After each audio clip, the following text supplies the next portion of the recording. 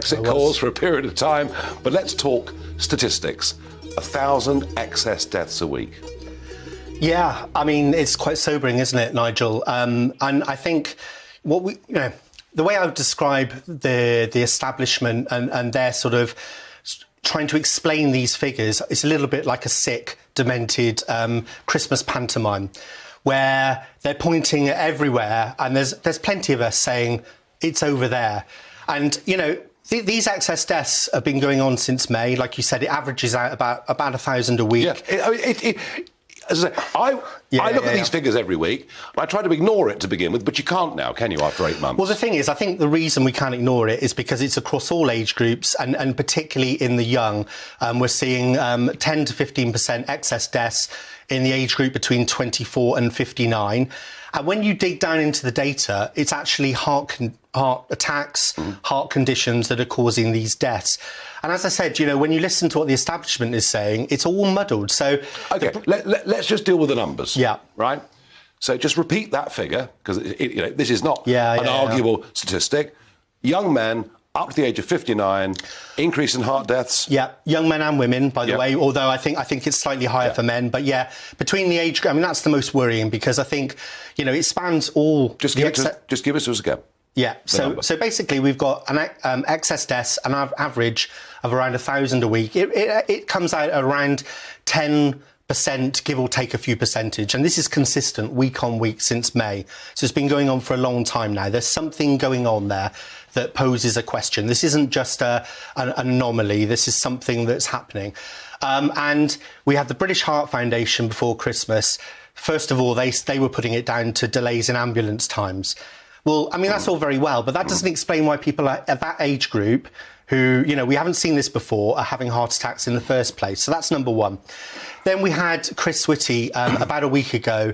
He said the reason for this was that because of COVID, people weren't getting diagnosed. Well, it was a bit more detailed than that. So he suggested that people who had missed their GP regular health checkups, whatever that is. I mean, who has, especially young men and young women in the age group between 24 and 50, how many of them have regular health checkups with their GP? But anyway, he said because they've missed their health checkups, conditions have been missed and they're maybe not on statins or blood pressure. Now, you can explain maybe a little bit of a movement on the dial, but you can't explain 1,000 a week from that. It's ridiculous. To be honest with you, it's an insult to our intelligence. And there's no evidence to back it up. Just the same with the British Heart Foundation as well. That's the important thing. They're just making speculations and there's no evidence to back it up. Now, you're suggesting, James, that a contributory factor to this death of young men and women through heart conditions are side effects from the vaccine. I'm posing the question. There is a question mark here that the government, and they need to look at. We need an inquiry into this. This has been going on since May now. These are young, healthy people that are dying. And at the moment, it seems the government, all they're doing is scrabbling around and, like I said, just sort of saying, well, it might be this or it might be that. I think this is serious enough now that they need some kind of independent public inquiry, because, if you back out from all of this, there is data emerging across the world now which is showing a link between the vaccines, particularly the mRNA vaccines, and heart issues.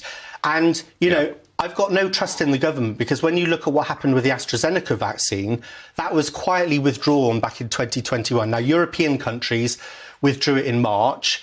Our government dragged its feet and it quietly took it off the market in about June, July. There was no announcement. There's been no investigation into terms of... OK, but I mean, let's face the fact, whether it's tuberculosis or, diphtheria or whatever it is, we know that all vaccines, unfortunately, have side effects for a very small percentage of people. We know that, and we've lived with that for many, many generations. Is there a counter-argument that Mr. Whitty could put that says, look at China, that has an ineffective vaccine, people are dying in large numbers. Yes, some people have suffered, heart problems, but maybe the vaccine saved a huge number of lives.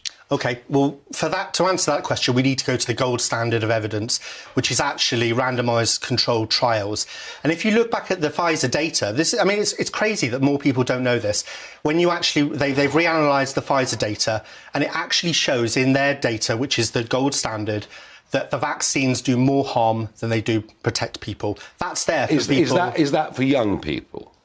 That's there for all age groups, but it gets more significant as you get younger. but it's certainly true of people in their 70s as well. The thing that the latest statistic which they've analysed from that data is that adverse reactions, whether they're straight after the vaccine or we're seeing heart issues developing months afterwards, is 1 in 800. Okay. Now, 1,000 a week. Excess deaths nationally, 1,000 a week. Unarguable figure. Does perhaps this accident and emergency statement that we had in the last 24 hours of maybe 300 to 500 a week, is that part of the explanation? Yeah, well, of course it is. I mean, the NHS has been on its knees for, 10, 15 years. Yeah. We've got a crisis every year. When people are not getting beds and we're running out of oxygen, of course, that is contributing to excess deaths at the moment. But that doesn't explain, like I said, the problem is with all of this is we've got these two things, and I think people are trying to muddy the waters in between. Okay. And I get your point. Yeah. I get your point that a government that has pushed the vaccine as hard as it is doesn't want to admit any harm at all, even if statistically it's a tiny number of people. It's still a significant number of people. James, you've called for a public inquiry. What form would that take? Needs to be an independent one, I think, definitely, because pharma has an awful lot of influence, far too much influence over our regulators. The MHRA, I think I think it's around 70, might even be as high as 80% of their funding comes from pharma. Yeah. We know that universities are funded and politicians are influenced and lobbies by big pharma. So it needs to be independent, number one. There is another question as well, actually, from my old employer, the Office for National Statistics. Up until July, they were publishing all-cause mortality statistics by vaccination status. They suddenly stopped doing that in July. They haven't explained why. They've been asked publicly. And that data, believe it or not, because they can link that to things like statins, to things like heart conditions, that would give us an awful lot more information. So why have they stopped publishing that data? They've not come out with an explanation. No, it's a fair question. Yeah. It's a fair question. James, thank you. And folks at home, I don't know whether James is right or wrong, but he is right to ask questions about this. And I would suggest to you that now this has been going on consistently for the last 8 to 9 months, 1,000 extra people dying every week is something I would have thought well worthy of an investigation. And we'll find out, hopefully, how much of it is because of failures of ambulances, of A&E, of misdiagnoses, and how many young men and women have suffered heart attacks as a byproduct of the vaccine. I don't know the answers to any of this. I would suggest what you've heard just now statistically demands an investigation.